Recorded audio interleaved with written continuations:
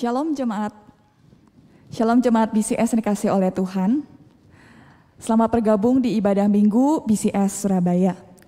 Saudara, tidak terasa 1 bulan pertama di tahun 2022 ini, kita sama-sama akan lewati dalam hitungan berapa jam lagi ya ke depan ya.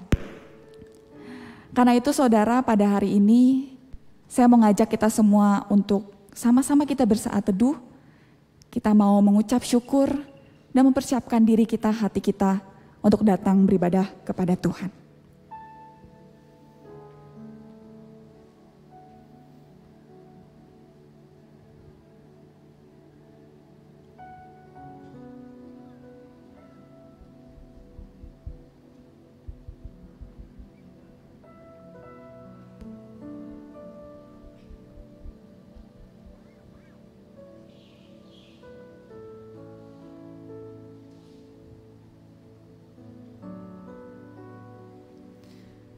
Saya mengundang setiap kita untuk sama-sama mari bangkit berdiri.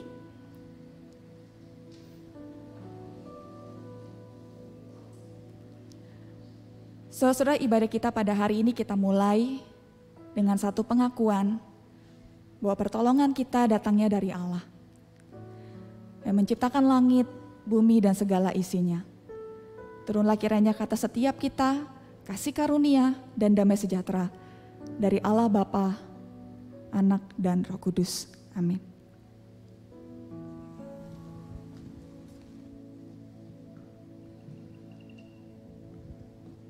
Di dalam Roma 15 ayat 13 dikatakan, semoga Allah sumber pengharapan memenuhi kamu dengan segala sukacita dan damai sejahtera dalam iman kamu, supaya oleh kekuatan Roh Kudus kamu berlimpah-limpah dalam pengharapan.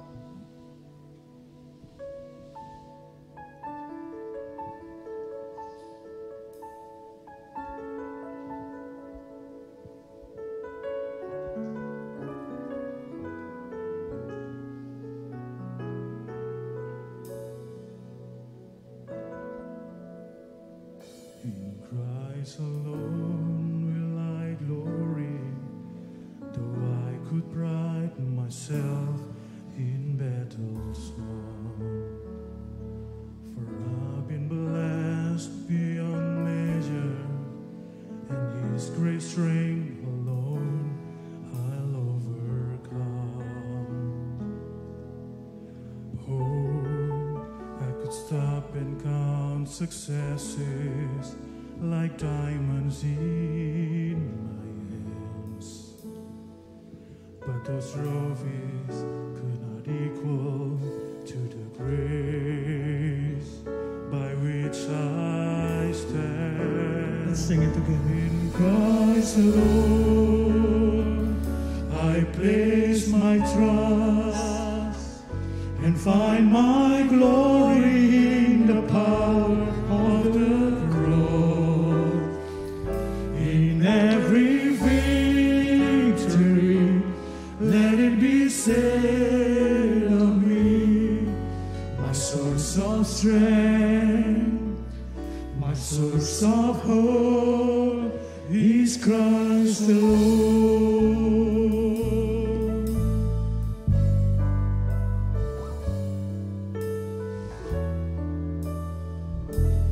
Christ alone will I glory, for only by His grace I am redeemed, and only His tender mercy could reach beyond my weakness to my need.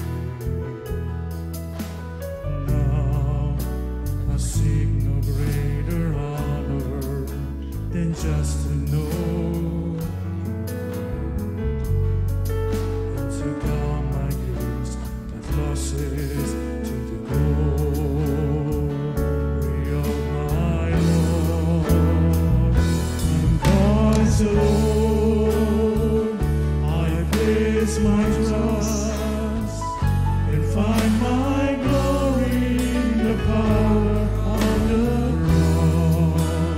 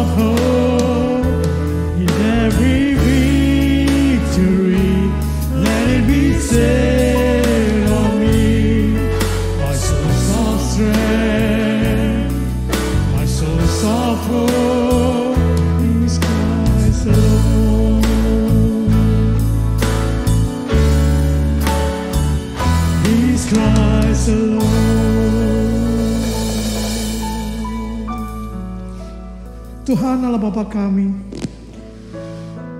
mengucap syukur pada hari yang begitu indah.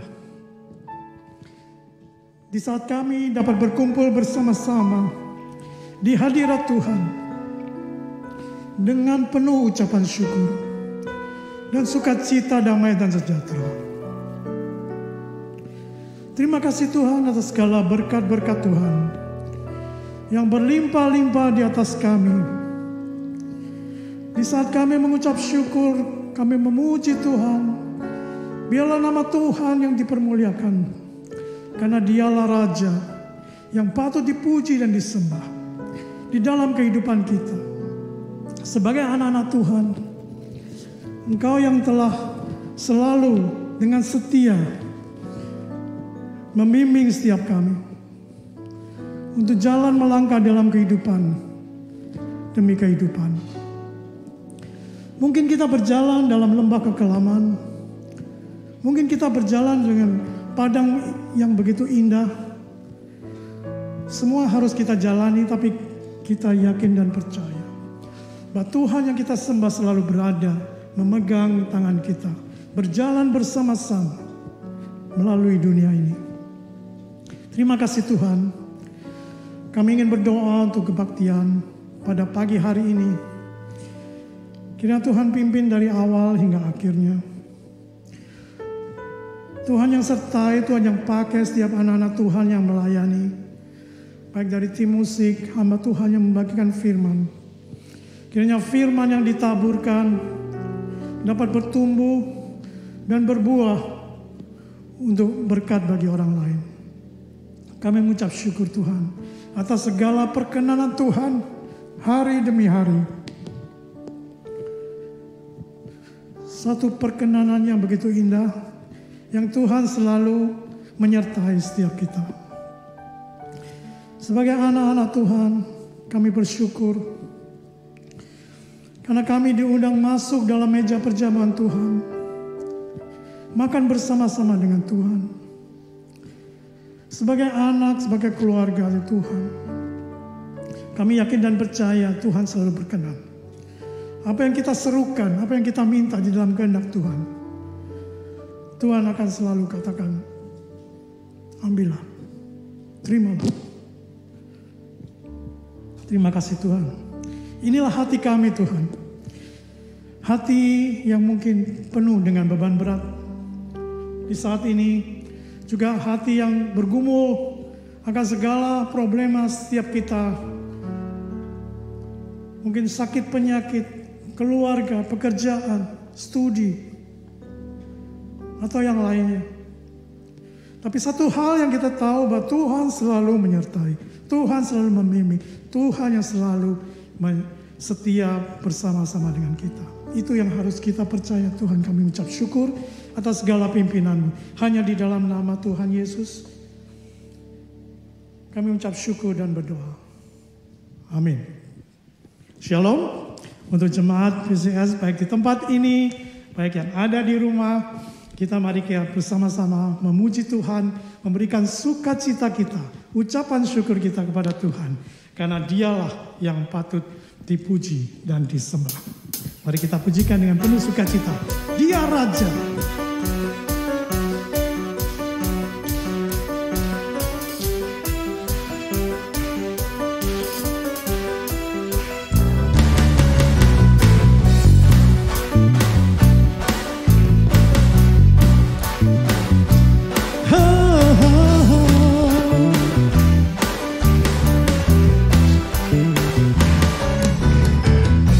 Syukurlah kepadanya, bawalah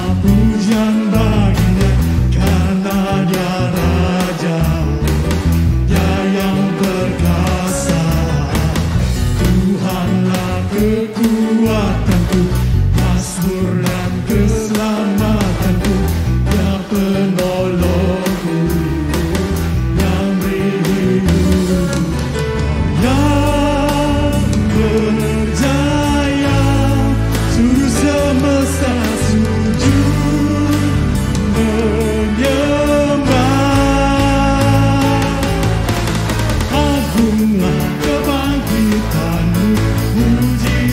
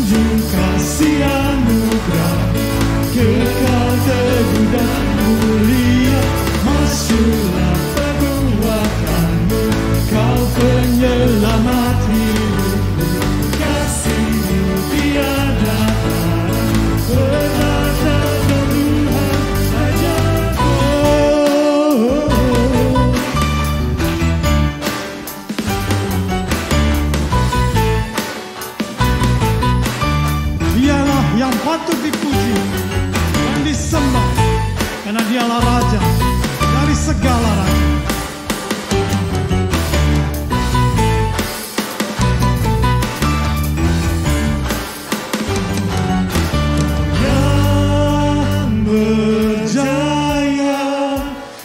Semesta sujud menyembah.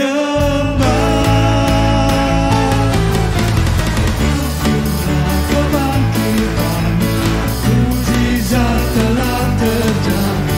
Tunjuk kasih anugerah kekal teguh dan mulia. Masyurlah perbuatanmu, kau penyelamat hidup.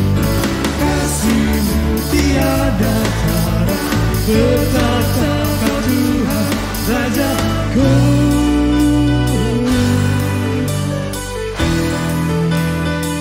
Mazmur 150 mengatakan, biarlah segala yang bernafas memuji Tuhan. Amin saudara.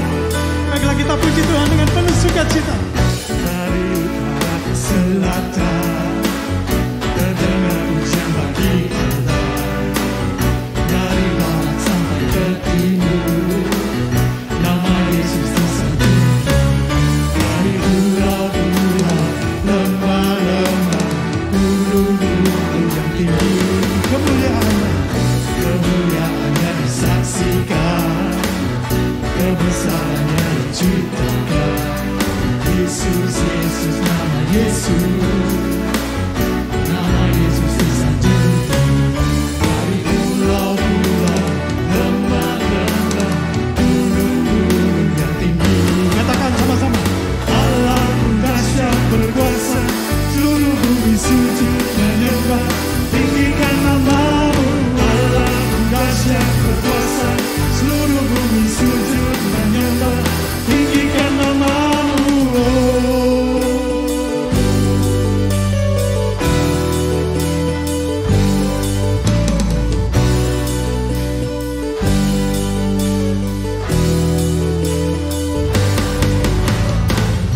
Kemuliaannya disaksikan, kebesarannya diceritakan. Yesus, Yesus, nama Yesus, nama Yesus disanjungkan. Dari pulau-pulau, lembah-lembah, gunung-gunung yang tinggi. Katakan, Allah dahsyat berkuasa, seluruh bumi sujud menyembah. Tinggikan namamu. Allah dahsyat berkuasa, seluruh bumi sujud menyembah. Tinggikan namamu. Allah dahsyat berkuasa, seluruh bumi sujud menyembah. Tinggikan namamu. Allah dahsyat berkuasa, seluruh bumi sujud menyembah. Tinggikan namamu. Allah dahsyat berkuasa, seluruh bumi sujud menyembah. Tinggikan namamu. Allah dahsyat berkuasa, seluruh bumi sujud menyembah. Tinggikan namamu. Tinggikan namamu. Tinggikan namamu. Allah dahsyat. Amin. Baiklah kita bersama jemaat dari seluruh abad dan seluruh muka bumi. Kita akan bersama-sama mengakui pengakuan iman kita, pengakuan iman rasuli. Yang demikian bunyinya.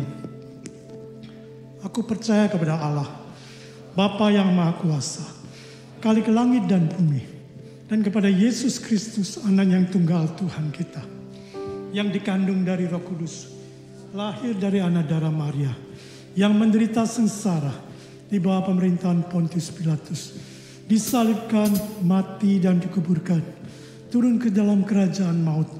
Pada hari yang ketiga, bangkit pula dari antara orang mati, naik ke surga, duduk di sebelah kanan Allah, Bapa yang Maha Kuasa. Dan dari sana ia akan datang untuk menghakimi orang yang hidup dan yang mati. Aku percaya pada Roh Kudus, gereja yang kudus dan am, persekutuan orang kudus, pengampunan dosa, kebangkitan tubuh, dan hidup yang kekal. Amin. Silakan duduk. Seringkali dalam kehidupan kita menghadapi berbagai masalah, berbagai pergumulan. Satu hal yang harus kita ingat dan kita pegang teguh adalah hanya dekat dengan Tuhan saja kita bisa kuat, kita bisa dihibur, kita bisa melangkah ke depan dengan penuh sukacita. Apapun jalannya, kita melangkah dengan sukacita. Karena Tuhan kita, Tuhan yang baik. Dan kita memilih jalan itu bersama dengan Tuhan. Karena itulah yang terbaik.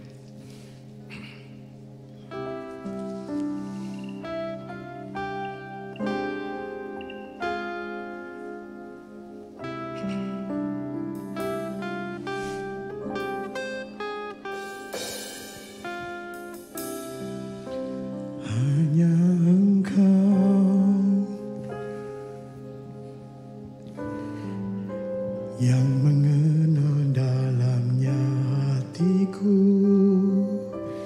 kerinduan hati ini hanyalah dekatmu, mengenalmu.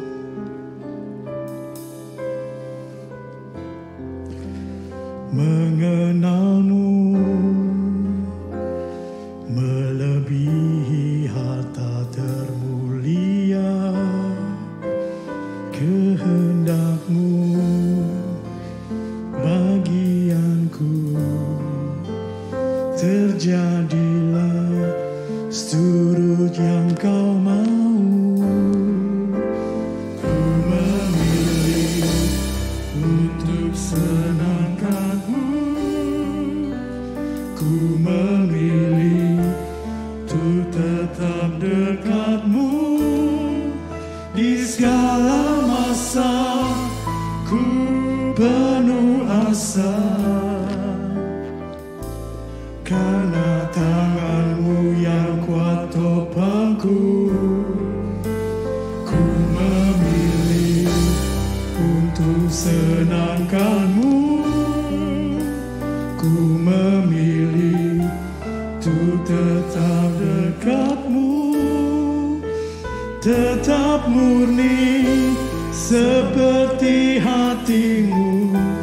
Tuhan menyenangkanmu, pilihan yang terbaik. Terima kasih ya Tuhan.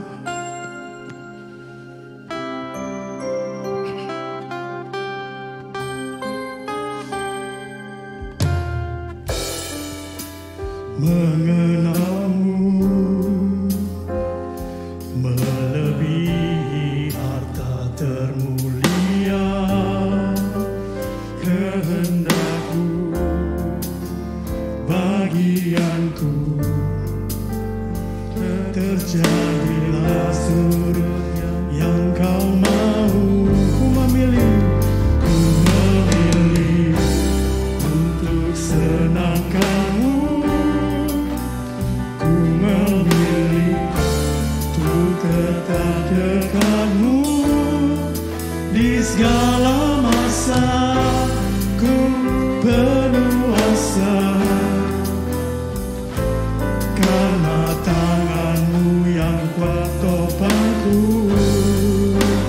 Ku memilih untuk senangkanmu, ku memilih untuk tetap dekatmu, tetap murni seperti hatimu.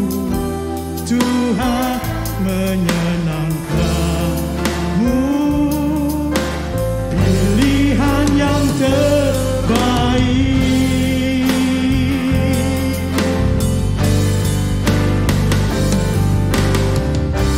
Mulia kau, mulia kaulah Raja atas semesta.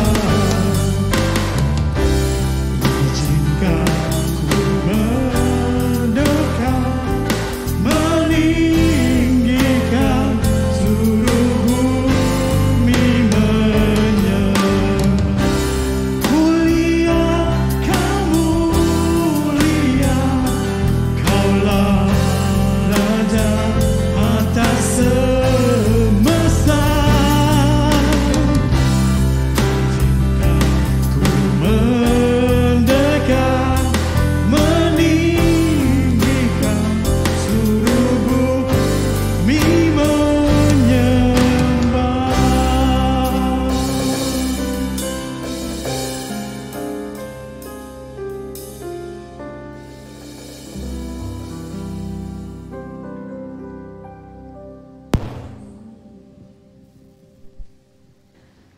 Ya Tuhan, biarlah lagu ini menjadi satu kerinduan yang terdalam dari hati setiap kami. Biarlah dari dalam hati kami Tuhan, kami mengatakan kepadamu, kami ingin dekat dengan Tuhan. Kami ingin mengenal, bahkan terlebih lagi dikenal oleh Tuhan. Karena kami tahu Tuhan, berada dekat dengan Tuhan, berada dalam lindungan sayap-Mu, membawakan damai sejahtera, ketenangan dalam kehidupan kami. Sekalipun badai yang bergelora menghadang kehidupan kami, namun kami tahu kami bisa bersandar kepada tangan Tuhan yang teguh. Tuhan, biarlah firman Tuhan pada hari ini boleh menjadi satu penguatan dan penghiburan bagi setiap kami. Siapkanlah hati kami Tuhan.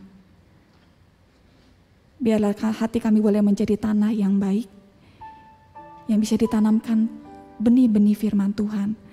Dan biarlah firman itu boleh bertumbuh dalam hati kami. Dalam nama Tuhan Yesus Kristus kami berdoa dan mengucap syukur.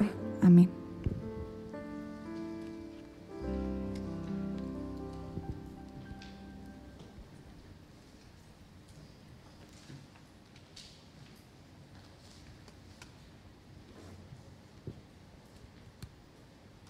Terima kasih kepada rekan-rekan yang sudah melayani di ibadah pada hari ini. Saudara sebentar ya, berikan saya waktu untuk bisa mempersiapkan.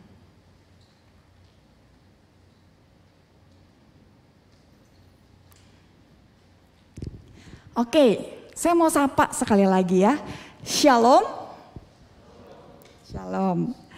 Saudara, pada hari ini kita akan bahas satu buah perenungan ya, masih dalam tema besar di bulan Januari ini adalah berelasi intim dengan Tuhan.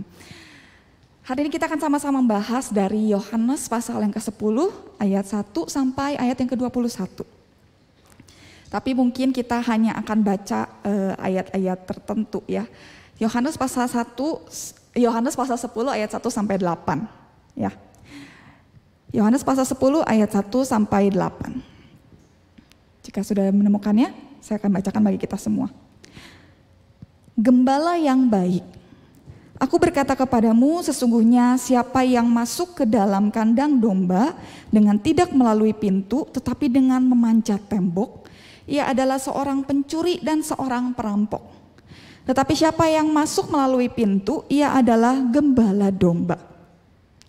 Untuk dia, penjaga membuka pintu dan domba-domba mendengarkan suaranya, dan ia memanggil domba-dombanya masing-masing menurut namanya dan menuntunnya keluar. Jika semua dombanya telah dibawanya keluar, ia berjalan di depan mereka dan domba-domba itu mengikuti dia, karena mereka mengenal suaranya.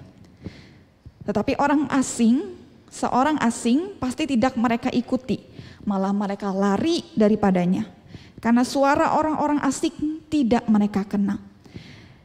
Itulah yang dikatakan Yesus dalam perumpamaan kepada mereka. Tetapi mereka tidak mengerti apa maksudnya, ia berkata demikian kepada mereka.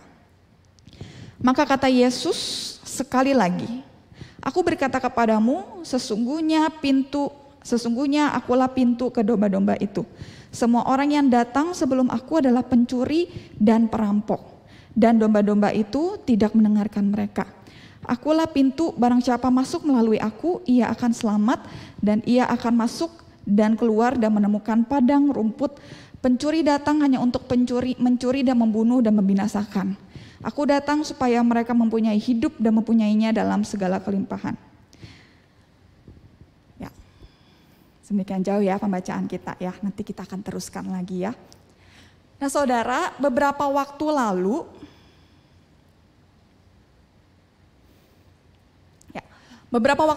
di media sosial di Indonesia banyak dipenuhi dengan kekesalan dan kemarahan terhadap seorang pria pengusaha yang biasa dipanggil Mas Aris.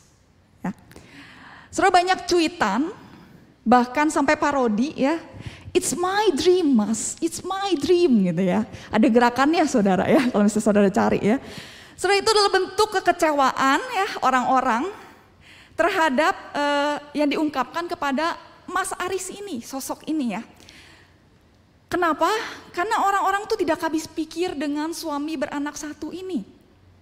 Kok bisa tega-teganya melakukan hal demikian? Setelah kasih sayang dan kepercayaan yang diberikan sang istri Kinan kepadanya, kepada Mas Aris. Tapi ternyata Mas Aris memilih Lydia, kekasih gelapnya, dan pergi ke Kapadokia bersama dengan dia. Nah, saudara, yang mencuri perhatian saya bukan karena sosmed saya dibanjiri dengan cuplikan-cuplikan adegan dari seri layangan putus ya, bukan ya. Tapi yang mencuri perhatian saya adalah karena tidak sedikit saya menemukan di media sosial ya, banyak cuitan orang-orang yang akhirnya berespon berkata demikian. Dari Mas Aris kita belajar untuk jangan percaya 100% kepada laki-laki gitu ya. Waduh ya, ini satu statement yang cukup berbahaya ya. Atau ada juga yang bilang gini, dari Kinan kita belajar untuk jangan bergantung sepenuhnya kepada suami kita gitu ya. Dan sebagainya dan sebagainya.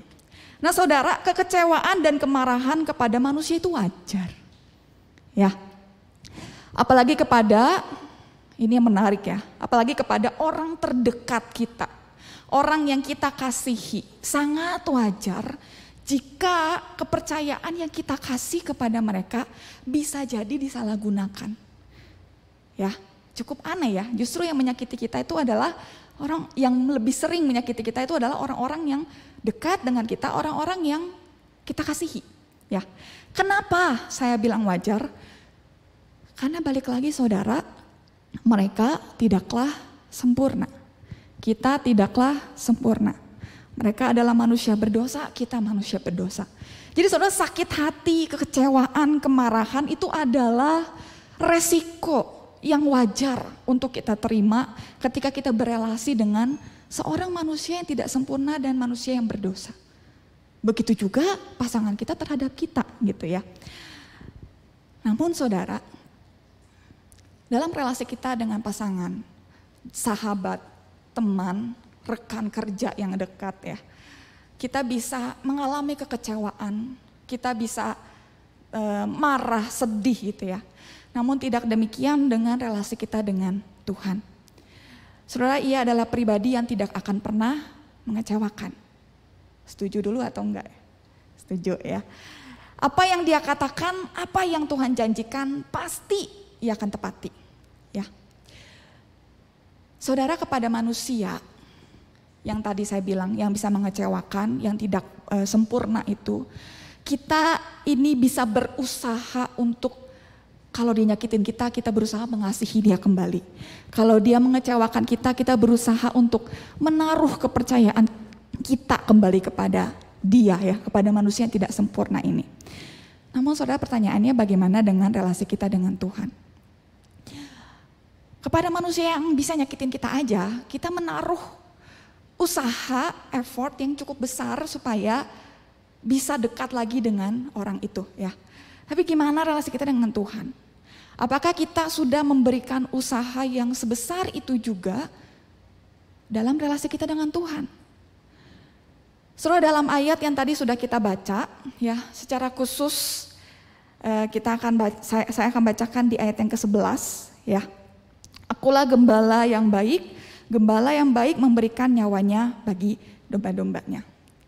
Di perikop ayat-ayat seterusnya ya, itu Tuhan memperkenalkan kembali kepada kita bahwa ia adalah gembala yang baik yang bisa kita percayai, yang bisa menjadi tempat kita untuk bergantung.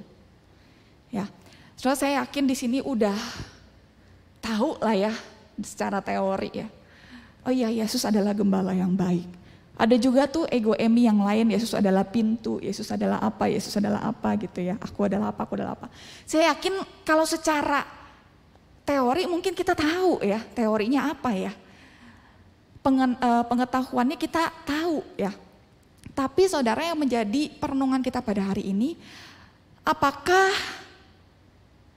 bukan secara teori ya, apakah dalam keseharian kita ini juga mengalami, bahkan juga menaruh kepercayaan kita kepada Dia, Sang Gembala yang baik.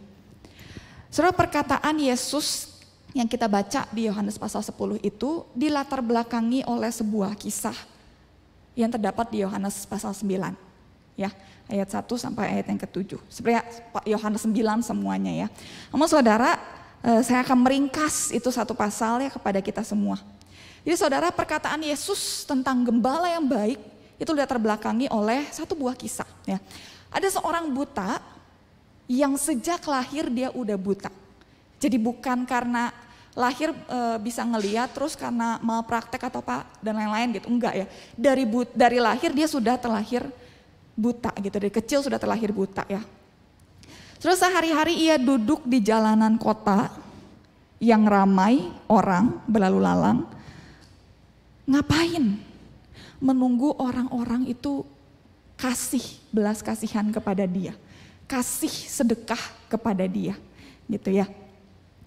Setelah hari demi hari dia lalui dengan berharap akan belas kasihan dari orang-orang ini ya. Padahal saudara, pada zaman itu orang yang buta sejak lahir itu dianggap sebagai orang yang dikutuk oleh Tuhan. Sangat mungkin orang-orang yang berlalu lalang di depan orang ini bukan malah kasihan, tapi malah justru ini orang salah apa ya sama Tuhan ya. Sampai dari lahir dia udah buta loh, aneh banget ya. Keluarganya keluarga apa sih? Jangan-jangan keluarganya dulu pernah ngelakuin dosa besar. Sampai anaknya kayak gini nih, aduh kena azab nih ya anaknya ya. Nah saudara, itu sangat mungkin terjadi setiap hari dia dengar si orang ini ya. Orang-orang bukannya kasihan malah mencibir orang buta ini karena orang buta tersebut dari lahir udah buta ya. Dan dianggap berdosa. Entah siapa yang berdosa, dia sendiri atau misalnya orang tuanya. Yang penting ini orang berdosa gitu ya. Nah saudara, kemudian pada suatu hari ketika ia duduk di jalan seperti hari-hari biasanya, dia mendengar obrolan dari orang-orang. Ya meskipun buta kan dia masih bisa dengar ya. Dia mendengar obrolan dari orang-orang. Katanya Yesus lagi jalan ke sini. Katanya Yesus mau mampir ke sini, ngelewatin kota ini, jalan ini, bahkan jalan ini. Wah, ini loh Yesus yang ngelakuin mujizat. Banyak mujizat itu. Orang yang buta jadi bisa ngelihat. Orang yang lumpuh bisa berjalan. Orang yang sakit kusta itu bisa sembuh loh. Orang yang sakit parah yang udah meninggal nunggu ajal bisa sembuh. Wah, Yesus mau ke sini. Nah, saudara mendengar obrolan orang-orang itu, saudara bisa bayangkan betapa berdebarnya hati orang buta itu ya. Wah, ya. Dia bertanya-tanya, apakah kalau Yesus lewat ke sini, dia mau menyembuhkan saya? Salah. Apakah dia bisa menyembuhkan saya? Ya. Lalu saudara nggak lama benar. Yesus lewat di jalan di mana orang buta itu biasanya duduk. Yesus jalan di depan bersama rombongan murid-murid dan juga orang-orang yang mungkin ya penasaran dengan siapa sosok Yesus ini. Dan ketika dalam perjalanan ngelewatin orang buta itu, Yesus berhenti dan dia melihat orang buta itu. Seorang orang buta yang mendengar banyak kerumunan dan lain-lain ya. Dia berharap-harap cemas, ini tuh lagi ngapain sih, ini ada apa sih? Apakah ini Yesus yang dibilang ya? Orang tersebut menanti sambil berharap, apa yang akan terjadi sekarang? Yesus ada di sini, apakah dia ngelihat aku? Lagi ngemis. Soalnya dalam penantian dan dalam berdegup kencang gitu ya jantungnya dia ya. Si orang buta ini duduk, lalu tiba-tiba dia mendengar ada suara yang berkata, Guru, siapa yang ngelakuin dosa? Orang ini atau orang tuanya sampai dia harus lahir dengan keadaan buta? Wah saudara, setelah mendengar omongan tersebut, orang buta ini begitu sedih. Ya, ternyata rombongan Yesus pun melihat dia sama seperti orang-orang lainnya. saya orang berdosa, saya orang yang dikutuk oleh Tuhan. Perkataan itu saudara udah menjadi makanan sehari-harinya orang buta itu. Bahkan gak disebut ini namanya siapa ya. Udah menjadi makanan sehari-hari dan sering dia dengar dari orang-orang lewat, bahkan dari tetangga-tetangganya. Dia hampir putus asa, bahkan mungkin sudah putus asa. Karena ternyata rombongan Yesus juga mengatakan hal yang sama terhadap dia. Terus saya bayangkan dia menunduk, dia duduk saya menunduk, dan mungkin dia gak berharap apa-apa lagi dari rombongan Yesus itu. Tapi tiba-tiba ada suara lain yang dia dengar. Bukan dia, bukan juga orang tuanya. Tetapi karena lewat dia pekerjaan Tuhan akan dinyatakan. Ini siapa yang ngomong? Pertama kali aku mendengar ada orang yang ngomong kayak gini. Bukan aku, bukan juga orang tuaku yang berdosa. Bahkan lewat aku pekerjaan Tuhan akan dinyatakan. Siapa dia yang berkata demikian? Kita tahu dia adalah Yesus. Lalu saudara ceritakan Yesus meludah ke tanah dan mengaduk ludahnya itu dengan tanah, lalu mengoleskan kepada mata orang buta itu. Ya, dan berkata kepada dia, pergilah, bersihkan dirimu dalam kolam Siloam. Saudara, maka pergilah orang buta itu dan ia kembali. Setelah membasuh dia kembali dengan matanya yang dia bisa melihat. Ya, mungkin dia harus beradaptasi dengan cahaya yang dia terima ya. Tapi pada saat itu satu kejadian, satu mujizat terjadi. Orang buta dari lahir bisa melihat.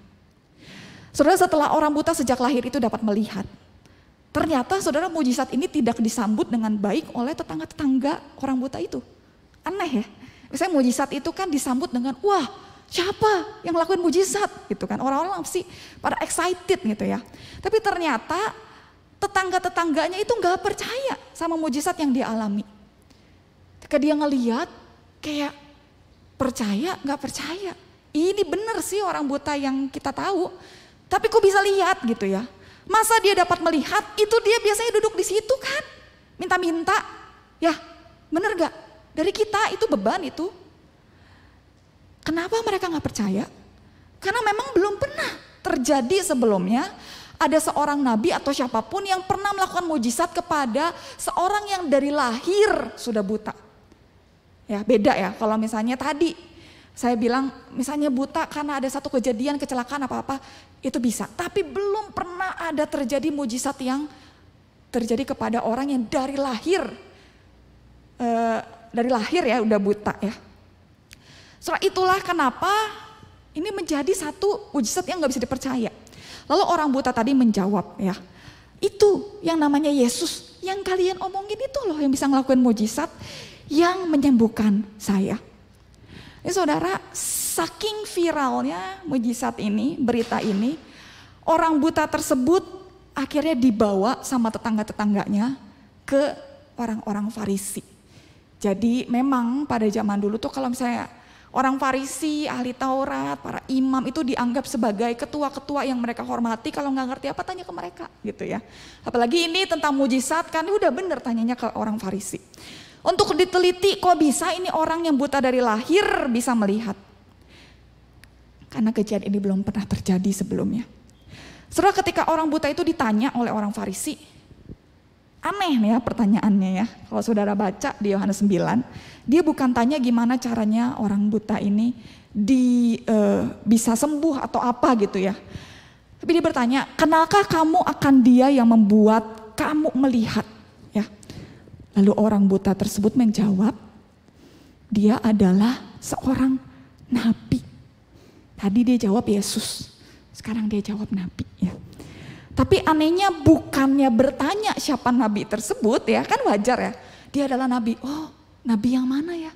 Harusnya sebagai orang Farisi atau ya ketua pemimpin agama, ya harusnya mereka bertanya ya, ada nabi ya, nabi yang mana gitu. Tapi ternyata saudara, respon mereka juga aneh lagi.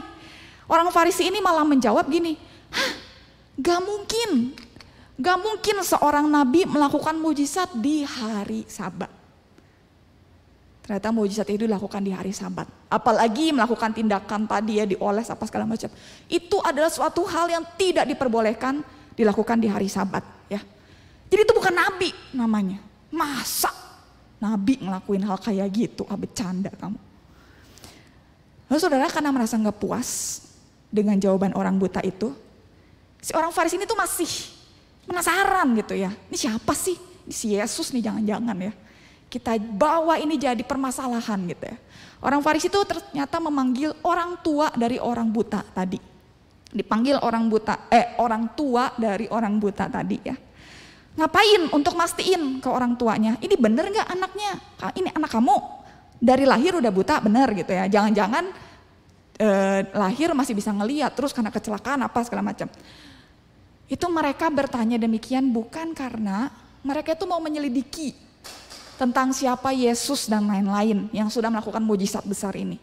Tapi tujuan mereka tanya adalah karena mereka mau mempersoalkan, mau mempeributkan tentang Yesus yang menyembuhkan di hari Sabat. Gak mungkin seorang nabi menyembuhkan di hari Sabat. Yesus ini bukan nabi. Ini kesempatan kita untuk bisa menghancurkan, merendahkan Yesus gitu ya. Nah, saudara, tapi di ayat di Yohanes pasal 9 itu diceritakan karena takut orang tua dari orang buta tadi, takut kepada orang Farisi ya. Karena otoritas mereka punya otoritas pada saat itu.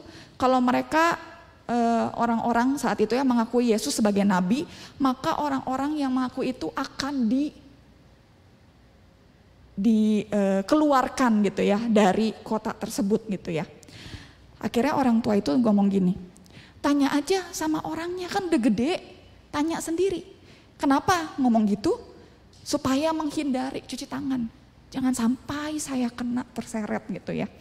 Nah saudara, akhirnya karena gak puas lagi orang Farisi itu panggil kembali orang buta tersebut ya. Mereka memanggil kembali, ini tuh memang agak-agak drama ya, panjang banget gitu ya ceritanya. Tapi ini yang terjadi. Heran ya. Mereka memanggil kembali orang buta tersebut, tujuannya mempersalahkan Yesus. Memang tujuannya itu bukan mau kenal siapa Yesus. Dia mengatakan kepada orang buta itu, katakanlah kebenaran di hadapan Allah. Ke orang buta tadi ya, mungkin lagi di sidang, saya pikir agak-agak menakutkan gitu ya.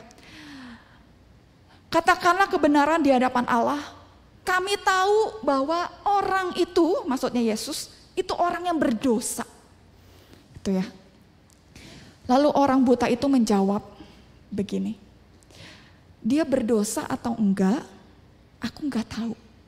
Tapi yang aku tahu, dulu aku buta, sekarang aku melihat. Saya lanjut baca di pasal yang ke-9 ayat yang ke-30 sampai ayat yang ke-31. Aneh juga bahwa kamu tidak tahu dari mana dia datang. Sedangkan ia telah memelekkan mataku. Kita tahu bahwa Allah tidak mendengarkan orang-orang berdosa, melainkan orang-orang yang saleh dan yang melakukan kehendaknya. Dari dulu sampai sekarang belum pernah terjadi mujizat yang seperti ini. Kalau dia bisa ngelakuin, kalau Yesus ini bisa melakukan, dan kalau dia bukan datang dari Allah, mana mungkin dia bisa ngelakuin? Gak mungkin. Dia bisa ngelakuin pasti itu dari Allah. Karena dari zaman PL aja gak ada nabi yang bisa. Baru kali ini Yesus yang melakukan. Saudara mendengar perkataan orang buta itu langsung diusir dari kota tersebut ya oleh orang Farisi. Dan kabar itu tersebar dan terdengar oleh Yesus, dan Yesus datang ke tempat kejadian. Saudara, di tengah-tengah keadaan yang sengit saat itu ya antara orang buta dan orang Farisi itu, Yesus hadir dan memperkenalkan dirinya melalui perumpamaan yang telah kita baca tadi. ia memperkenalkan dirinya sebagai gembala yang baik, gembala yang mengenal domba-dombanya. Saya akan bacakan lagi di ayat 1 sampai di ayat yang kelima, pasal 10 ya.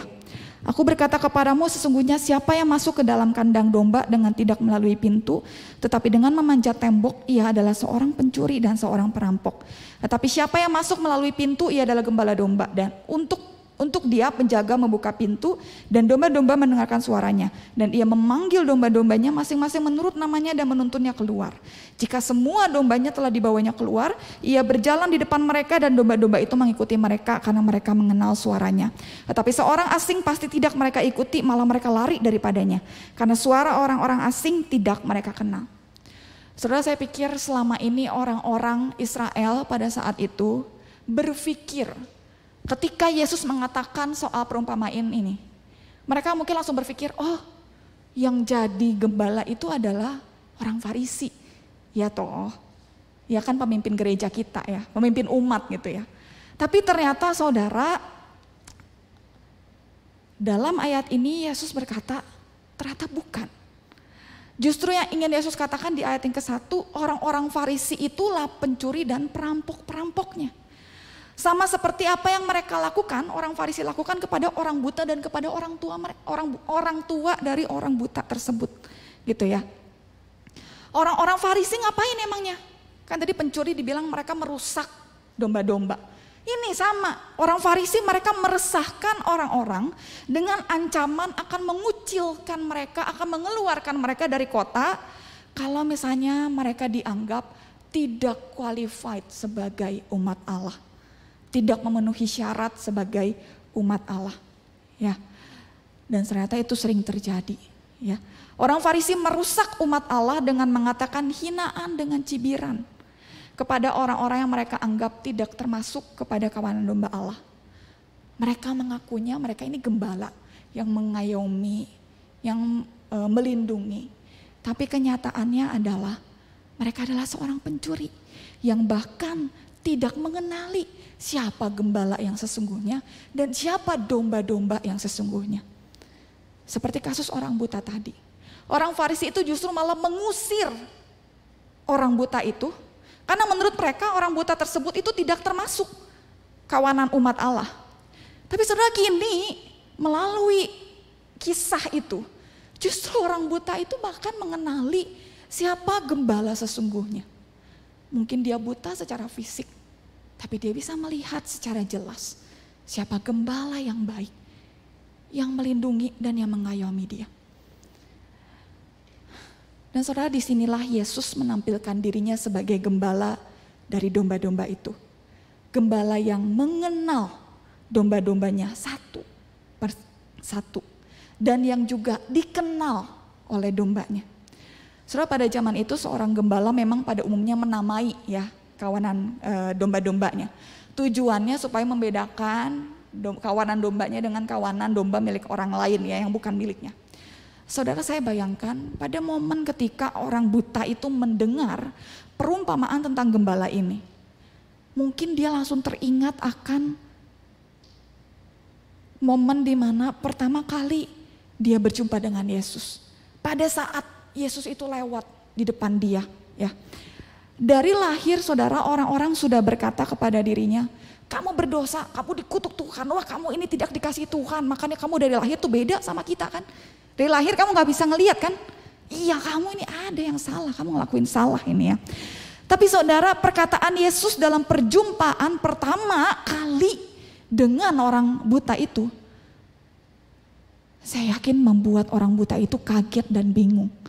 Perkataan yang mengatakan bahwa bukan dia dan bukan juga orang tuanya yang berdosa, tapi melalui dia pekerjaan Tuhan akan dinyatakan.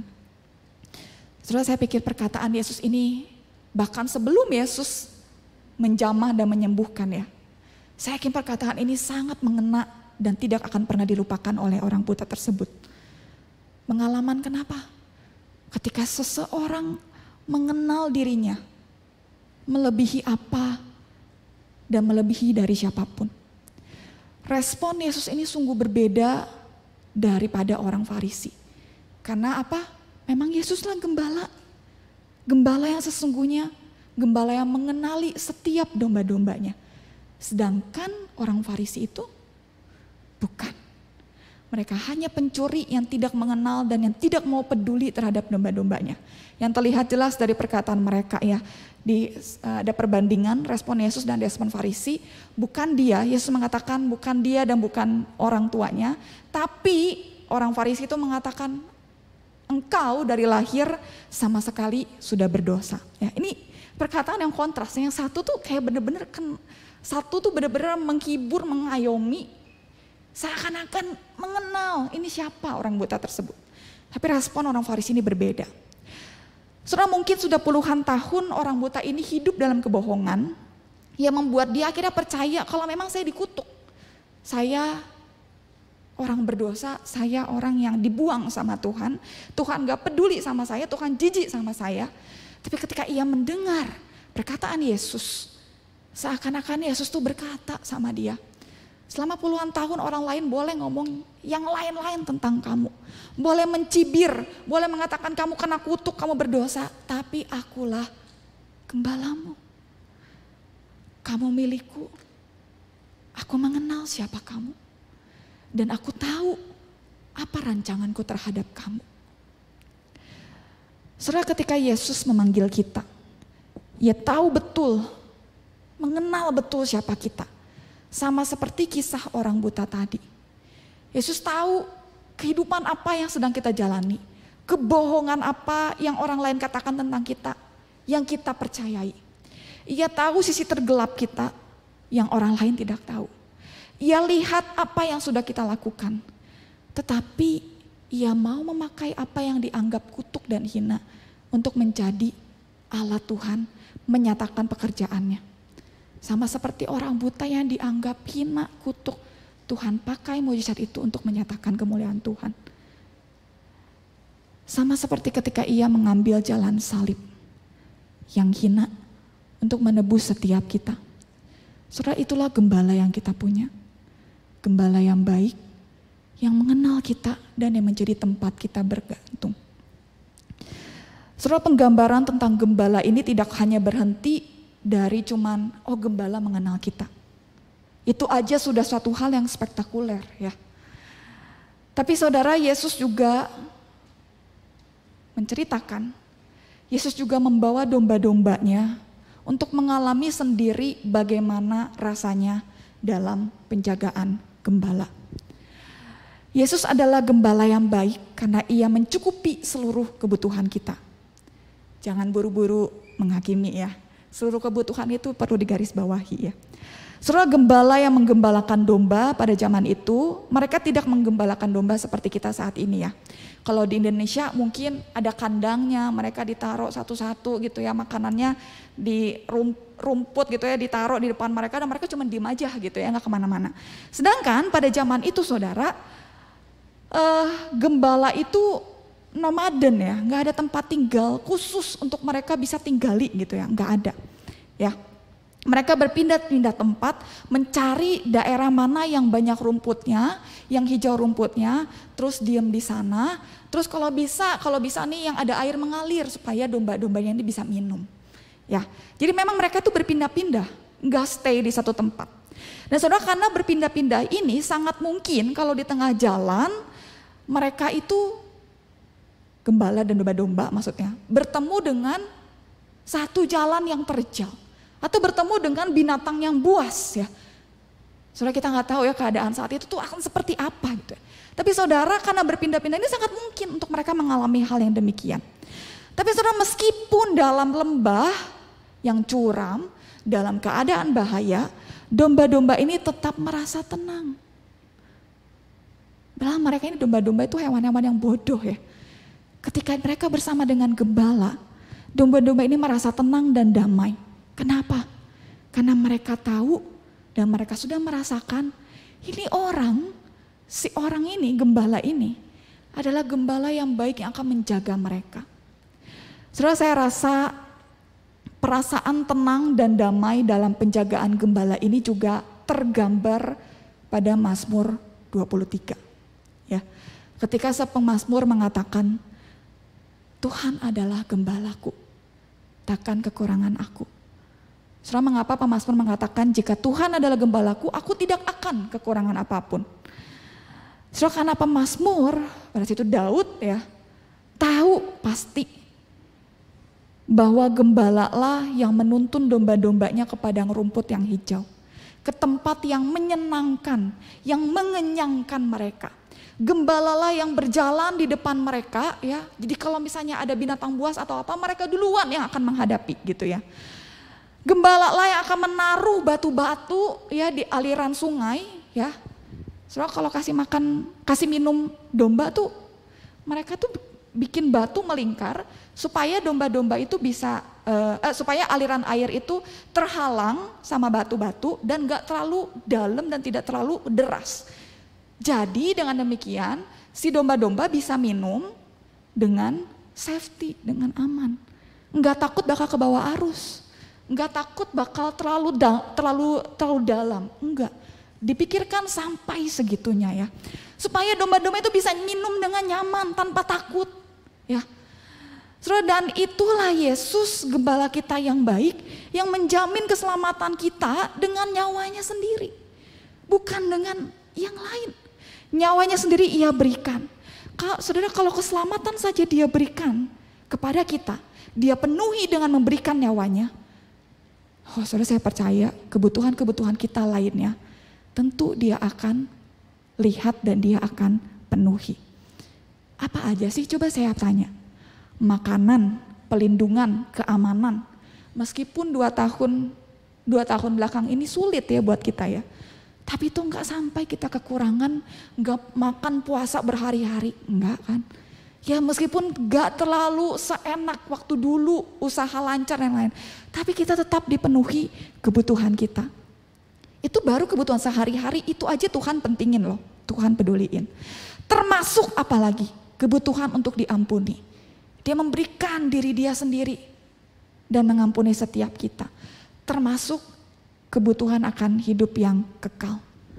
Ya cukupkan kebutuhan-kebutuhan itu dengan memberikan nyawanya bagi kita. Saudara, dia tahu masa lalu dari setiap domba-dombanya. Karena ia mengenal masing-masing domba-dombanya. Dia tahu apabila dombanya ini membutuhkan pengampunan dosa. Dia tahu domba yang ini membutuhkan kebutuhan sehari-hari. Dia tahu domba yang ini sedang jauh, dia dekati. Gembala kita itu bahkan tahu kalau misalnya kita butuh pemulihan relasi. Antara kita dengan dia, bahkan mungkin kita dengan sesama. Karena mungkin masa lalu kita yang kelam. Dan sama kisahnya seperti orang buta tadi. Ketika Yesus tahu itu, Yesus memenuhi kebutuhan kita. Pada saat itu yang dibutuhkan orang buta itu apa? Kesembuhan, dia bisa ngelihat ya. Tuhan cukupi. Tapi lebih dari itu, Yesus tahu orang buta ini butuh keselamatan. Karena itu dia datang kepada orang buta ini, menyembuhkan, dan orang buta itu akhirnya bisa melihat Yesus dengan jelas sebagai gembala yang baik yang menuntut dia. Dan hari itu bukan cuma pemulihan yang dia dapat, tapi juga keselamatan dan pengenalan akan Yesus. Itu adalah terlebih daripada semua yang dia terima.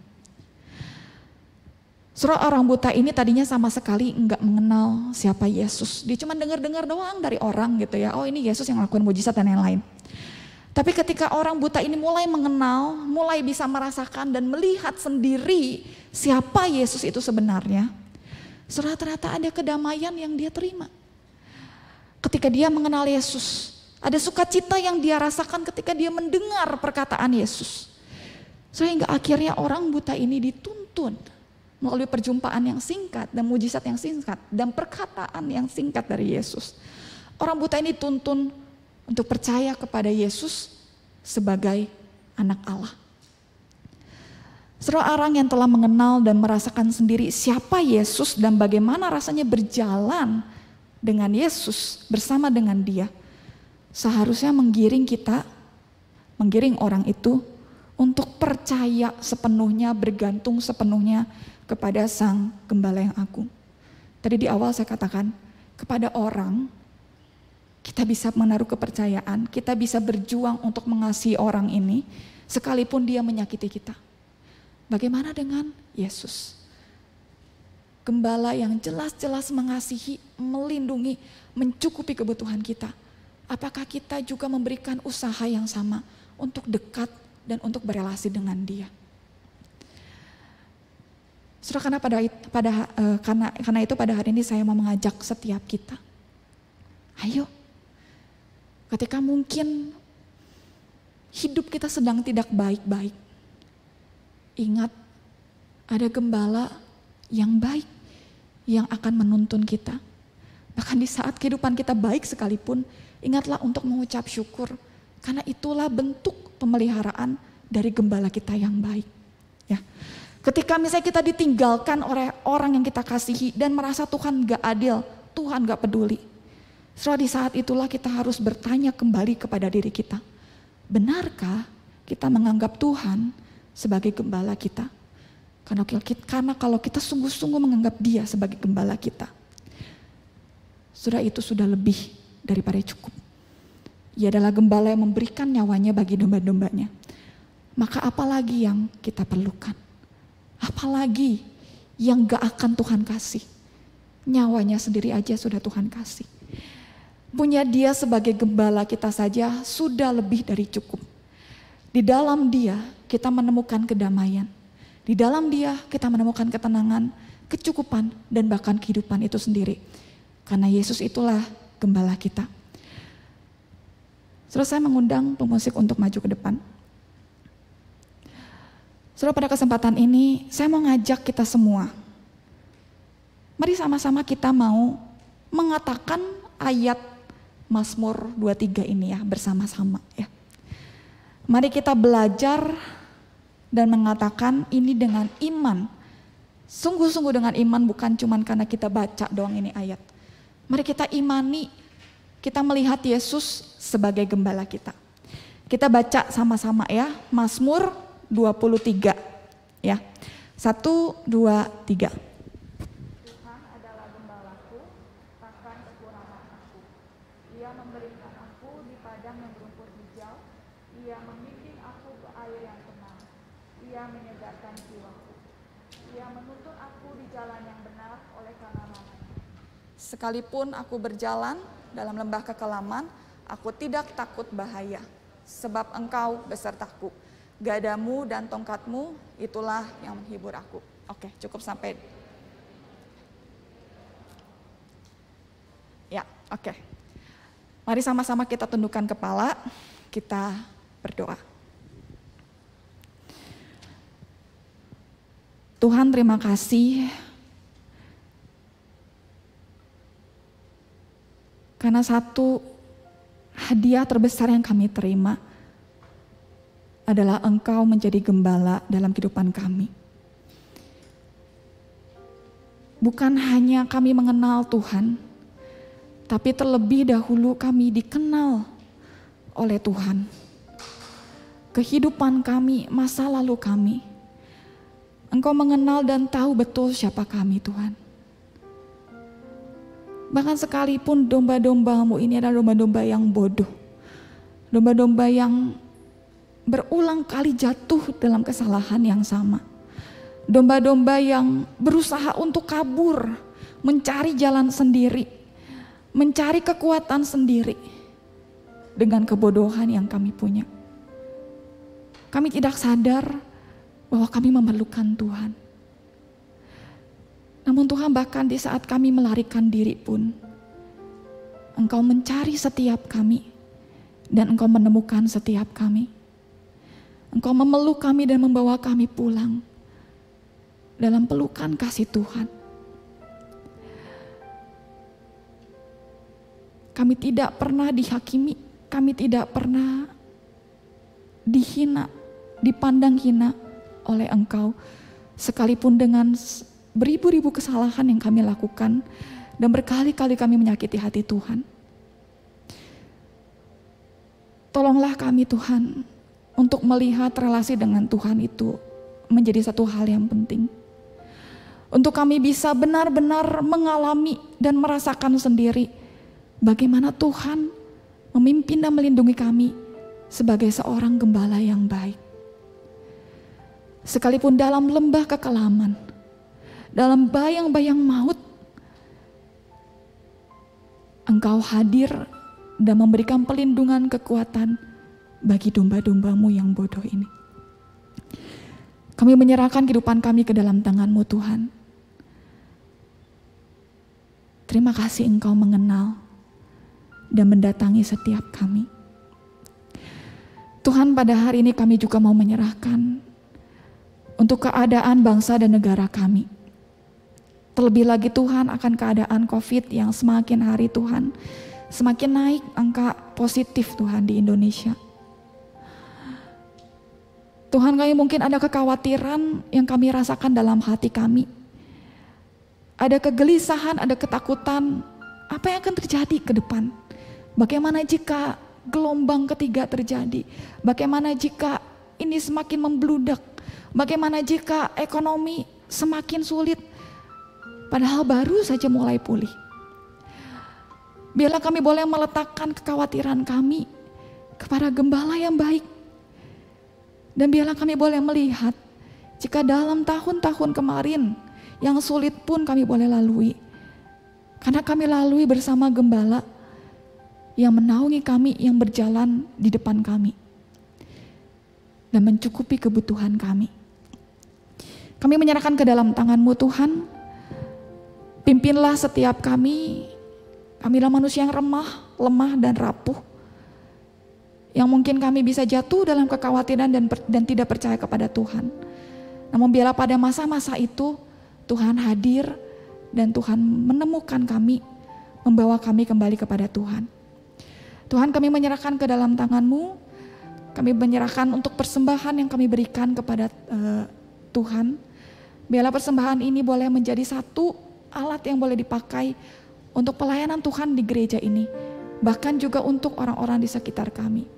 Terlebih lagi Tuhan, biarlah kami boleh menyerahkan hidup kami ke dalam tangan Tuhan. Sebagai persembahan yang kudus dan harum bagi Tuhan. Terima kasih Tuhan, kami juga menyerahkan untuk hari-hari ke depan, terutama dalam masa Imlek ini ke dalam tangan Tuhan. Untuk masa-masa di mana kami akan bertemu dengan keluarga. Biarlah Tuhan yang boleh memberikan kesehatan, pelindungan ketika kami bertemu. Bahkan juga terlebih lagi biarlah kami boleh menikmati waktu kami bersama dengan Tuhan. Menikmati waktu kami bersama dengan keluarga kami. Kami menyerahkan ke dalam tangan-Mu Tuhan. Berkati juga untuk rekan-rekan semua yang saat ini sedang dalam pergumulan. Yang mungkin tidak bisa mereka ceritakan kepada satu sama lain. Atau bahkan kepada orang terdekat sekalipun. Namun biarlah Tuhan boleh mendengar seruan hati mereka. Dan boleh hadir dalam pergumulan mereka. Kami juga menyerahkan untuk jemaat kami yang saat ini mungkin sedang sakit, lemah tubuh. Biarlah Tuhan yang boleh memberikan kekuatan, kesembuhan bagi mereka. Dan untuk jemaat kami yang sedang hamil, Tuhan tolong berkati masa kehamilan mereka. Bayi yang ada dalam kandungan supaya ibu dan juga bayi tersebut boleh sehat, boleh nutrisinya terpenuhi dan boleh nanti dalam proses kelahiran pun berjalan dengan lancar. Dan kami juga berdoa untuk jemaat-jemaat juga yang rindu untuk memiliki anak. Tuhan tolonglah dengar seruan hati mereka. Dan biarlah kami berharap Engkau boleh menjawab permohonan mereka melalui waktunya Tuhan. Terima kasih Tuhan, kami menyerahkan ke dalam tangan-Mu. Kami menyerahkan ibadah dan juga firman Tuhan pada hari ini yang sudah disampaikan. Untuk menjadi perenungan bagi setiap kami. Dalam nama Tuhan Yesus Kristus kami berdoa dan mengucap syukur. Amin. Terus saya undang setiap kita sama-sama bangkit berdiri. Mari kita sama-sama menyanyikan doksologi.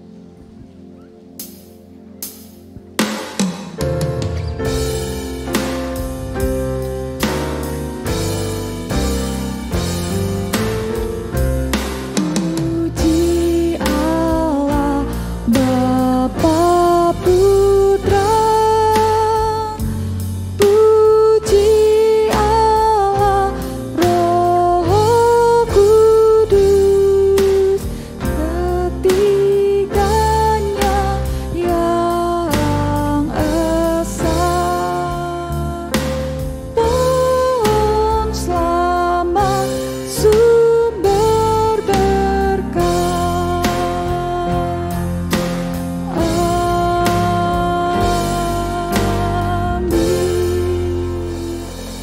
Maka sekarang jemaat Tuhan, terimalah berkat yang daripada Tuhan. Kiranya kasih yang sempurna dari Allah Bapa, anugerah dan penyertaan, pengampunan dari Yesus Kristus, tuntunan dan damai sejahtera dari Roh Kudus menyertai setiap kita dari hari ini sampai Tuhan datang yang kedua kalinya. Amin.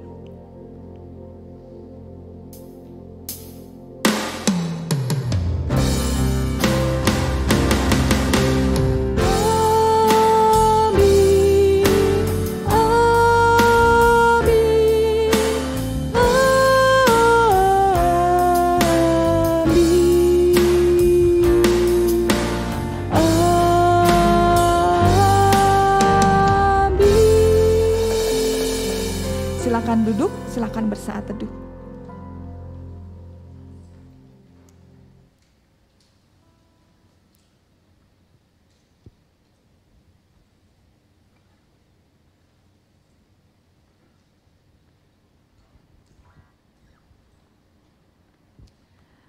Saudara, hari ini tidak ada pengumuman. Demikian ibadah kita pada hari ini. Selamat hari Minggu, Tuhan Yesus memberkati. 恭喜呀恭喜，发呀发大财，好运当头，快乐又离开。恭喜呀大家，万事都愉快，从今以后有完美的爱。咚咚锵，咚咚锵，咚咚锵，咚锵咚锵，咚咚锵，咚咚锵，咚咚锵，咚锵咚锵，启程恭喜发财，眼看富贵一起来。